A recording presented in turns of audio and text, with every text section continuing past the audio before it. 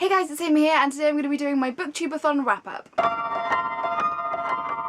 So I kind of unofficially joined in with Booktubeathon. I didn't do any of the videos, I didn't do a TBR, I didn't really do an announcement video either. I just kind of mentioned on Twitter that I was going to be joining in. So other than trying to read as much as I could in the week, I didn't actually participate in any of the challenges or giveaways or anything like that. So in the week I actually managed to read 6 things, so I'm going to talk about them with you today. So the first thing I read this week was actually a graphic novel, and it was Low Volume 1, The Delirium of Hope. This is a book set far in the future when the surface of the Earth has become uninhabitable. Basically the sun has heated up the planet so much that everyone has had to move under the sea, and they all live in these giant cities underneath the sea. We follow the story of a family who get parted, and then we follow the mother of the family who is out to try and find her children. The actual premise of the story really took my interest, and I thought it would be something that I would really enjoy. I thought it was okay. I gave it 3 out of 5 stars. I don't think I would read it again, and I think possibly I will carry on with the series just to see if it kind of gets better as it goes along. One thing I did really like was the artwork. I thought it was really quite unique and unlike anything I've seen before. I would say for anyone who is interested in this book, it does have a lot of nudity, so if you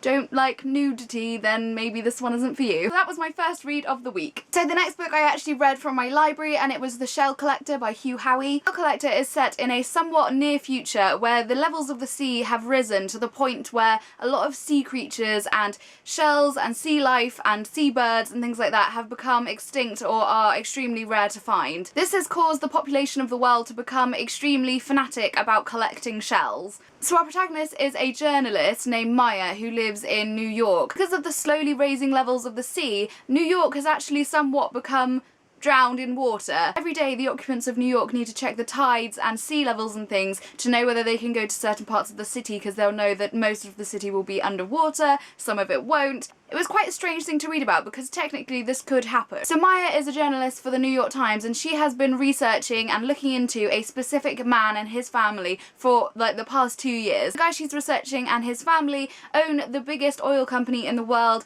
and basically it's down to them the fact that the sea levels are rising and people have had to buy fuel to fuel their cars, and then global warming and all this other stuff. Basically, him and his family aren't well loved. So a piece that Maya wrote on this guy in particular gets published in the Times, and then she gets a contact from him asking her to come and meet with him. This guy hasn't been seen by anyone for 4 years. He's become a complete recluse. So when she then gets asked to go and meet with him, she is quite stunned by this. It is put forward as a romance kind of novel, so you can kind of guess what's going to happen. She goes to meet this guy.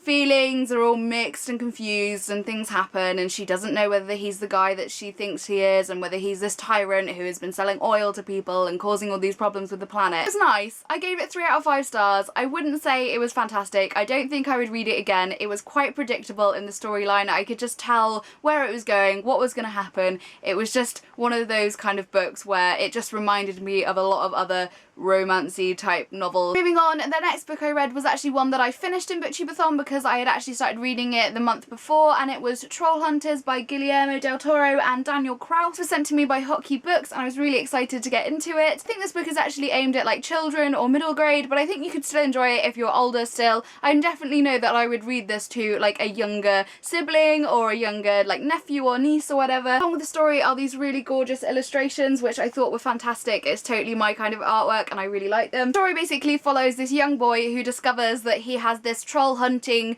bloodline in him. His uncle was a troll hunter, and then he gets called upon to help the trolls who are in trouble with this giant nasty troll who's gonna like kill all the children basically and eat them. The protagonist of this story becomes a troll hunter and helps save the day. What I really liked about this was actually it was really enjoyable for an older person to read. Like, I'm 22, probably not the demographic for this book, but there were really funny parts of this, like really quite like crude and hilarious jokes that I thought were really, really funny. So I gave this one 4 out of 5 stars, and I would definitely recommend to anyone who possibly has like a younger sibling or someone that they could read it to and enjoy it just as much as them. The final 3 books I read for Booktubeathon I actually got from the library, so I don't have any copies of them with me now. The first one of those was Weird Things Customers Say in Bookshops by Jen Campbell. Jen is actually a booktuber here on YouTube. I will link her channel down below. She makes fantastic videos and has so many fantastic recommendations. I have been buying so many many books because of her videos. So if you haven't already, you should definitely go and check out her channel. Weird Things Customers Say in Bookshop is pretty self-explanatory. It's just a collection of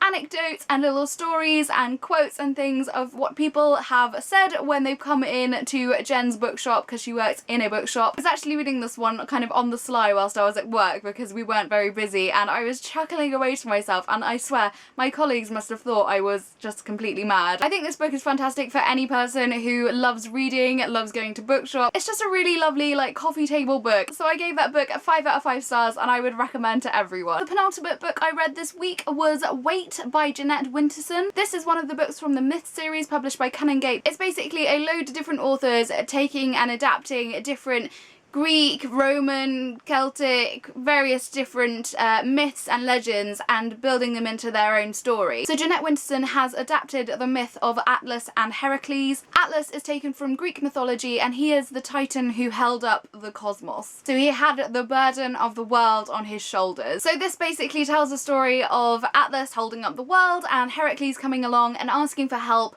with some other tasks that he has been set by the gods. He basically needs to collect some golden apples. The only person that can help to get these apples for Heracles is Atlas, and so Heracles offers to take the cosmos and take the world onto his own shoulders whilst Atlas goes and collects the apples for him. This is a really interesting read, and there were definitely parts of it that I found quite interesting and profound and thought-provoking, but those parts were also definitely weighed up with parts that I didn't really enjoy and I found to be just a little either confusing or just a bit odd that I just didn't really understand. I haven't read a lot of Greek mythology, so I didn't really know the story of Atlas and Heracles before. I had to go and read up on it and then kind of read this story as well. I gave this book 3 out of 5 stars, and I think if you are interested in Greek mythology and you know a lot about it, then you probably would really enjoy this book. I think possibly I need to read up more and widen my knowledge or more on Greek mythology so that I could probably enjoy it more than I did. Moving on to the final book that I read for Booktubeathon, it was Girl Meets Boy by Ali Smith. I've never read any Ali Smith before. I actually picked up this one because I knew that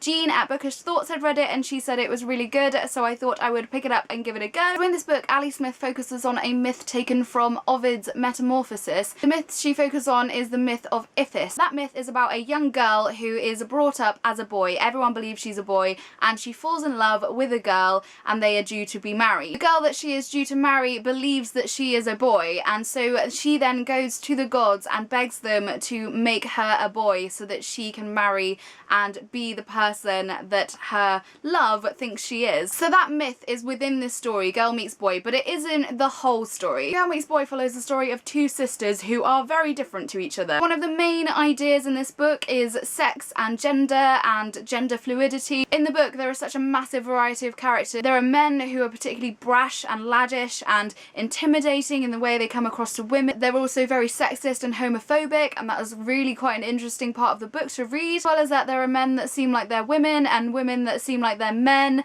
There's a big crossover in what people believe and the stereotypes behind what gender and sex and everything is. I found it to be a wonderful book. I gave it 4 out of 5 stars. The actual writing style was so fantastic. I really enjoyed that element of it. There was very little use of punctuation, like speech marks and things like that. So it was very much one massive flow of consciousness almost. Like, I found it so incredibly easy to read. I really enjoyed it. So I recommend this book to anyone, especially if you have any interest in sexism, feminism, gender, sex, any of these kind of topics. I think it would be a fantastic book for you to read. Those are all the books that I read for Booktubeathon 2015. Let me know down below how well you did and what books you read. As always, I will leave links to Facebook, Tumblr, Twitter, everything I mentioned today down below. I hope you're all having a fantastic day, and I will see you soon. Bye! This alien who is seeing the human race for the first time and is commenting on what humans do and why they do it and what he doesn't understand,